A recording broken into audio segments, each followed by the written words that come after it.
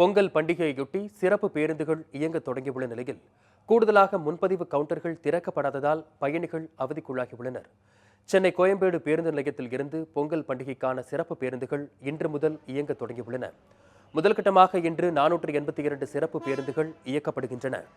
பயணிகளின் வசதிக்காக ஏற்கனவே உள்ள 10 கவுண்டர்களுடன் கூடுதலாக 15 சிறப்பு கவுண்டர்கள் திறக்கப்படும் என்று அறிவிக்கப்பட்டிருந்தது. இந்நிலையில் ஏற்கனவே உள்ள கவுண்டர்களிலும் போதுமான பணியாட்கள் இல்லாததால் பயணிகள் நீண்ட நேரம் காத்திருக்கும் நிலை ஏற்பட்டது.